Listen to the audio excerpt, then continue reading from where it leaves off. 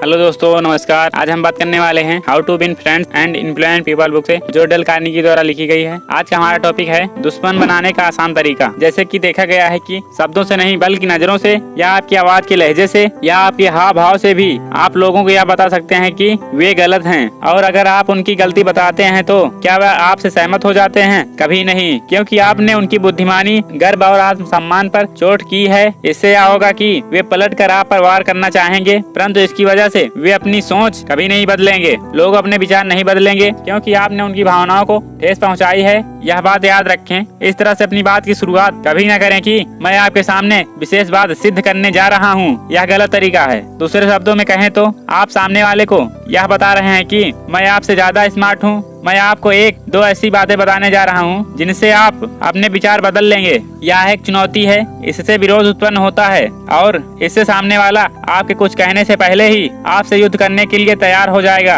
अच्छी से अच्छी परिस्थितियों में भी लोगों की सोच या उनकी विचारधारा को बदलना कठिन है, तो इसे और मुश्किल क्यों बनाया जाए? अपने आप को कमजोर क्यों बनाया जाए? अगर आप कुछ सिद्ध करने जा रहे हैं तो किसी को भी इसका पता न चलने दें। इसे चतुराई से, कुशलता से इस तरह करें कि किसी को यह महसूस न हो कि आप ऐसा कर रहे हैं। लोगों को कोई बात इस तरह सिखानी चाहिए कि उन्हें यह पता ही नहीं चलना चाहिए कि उन्हें कुछ सिखाया जा रहा है, और नए विचारों को इस तरह बताना जाना चाहिए कि जैसे कि आपको पुराने विचार याद आ गए हों। गैलीलियो ने 300 से भी अधिक वर्ष पहले यह कहा था, आप किसी आदमी को कुछ नहीं सिखा सकते, आप सिर्फ उसे अपने अंदर से सीखने में मदद कर सकते हैं। संभव हो तो दूसरे लोगों से ज्यादा बुद्धिमान बनो, परंतु यह बात उनसे मत कहो। सुकरात ने एथेंस में अपने अनुयायियों से बार बार कहा था, मैं केवल एक ही बात जानता हूँ और वो यह है कि मैं कुछ नहीं जानता। इसलिए मैंने लोगों को यह बताना छोड़ दिया कि वे गलत हैं, और मैंने पाया है कि इससे मुझे बहुत फायदा हुआ है। जब भी कोई व्यक्ति ऐसी बात कहे जो आपकी राय में गलत हो, चाहे आप अच्छी तरह जानते हो कि वह गलत है, तब भी क्या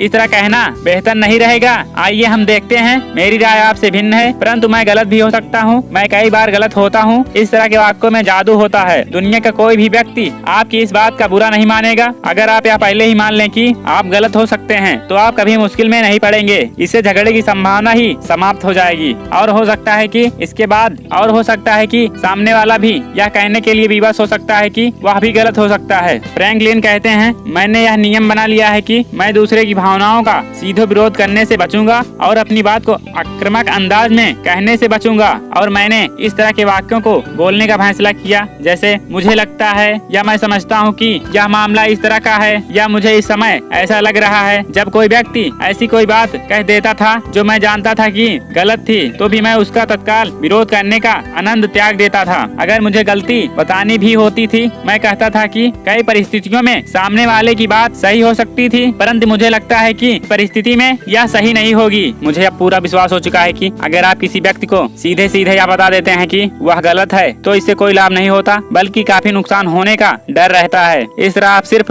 उस व्यक्ति के स्वाभिमान को चोट पहुंचाते हैं और अपने आप को बुरा बना लेते हैं। दूसरे शब्दों में कहें तो अपने ग्राहक, अपनी पत्नी या अपने विरोधी से बहस न करें। उन्हें यह न बताएं कि वे गलत हैं, बस थोड़ी सी कूटनीति का प्रयोग करें। लास्ट में मैं आपसे सिर्फ यही कहना चाहूँगा कि अगर आपको दुश्मन बनाना है तो सामने वाले व्यक्ति के विचारों का विरोध करें, और अगर आप दुश्मन बनाने से बचना चाहते हैं तो दूसरे व्यक्ति के विचारों के प्रति सम्मान दिखाएं, और यह कभी न कहें कि आप गलत हैं। तो फिर आप किसी से भी बात करते समय इस बात का ध्यान में रखें। और यदि आप में सीखने की थोड़ी सी भी चाह है, आप चाहे नौकरी या बिजनेस करते हैं या फिर स्टूडेंट हैं, आप किसी भी प्रोफेशन में हो सकते हैं, यदि आप सीखना चाहते हैं तो मिस्टर के बुक समरी चैनल को सब्सक्राइब कर लें, ताकि आप किताबों की चैप्टर टू चैप्टर समरी सुनकर सीख सकें। Free of cost and take care.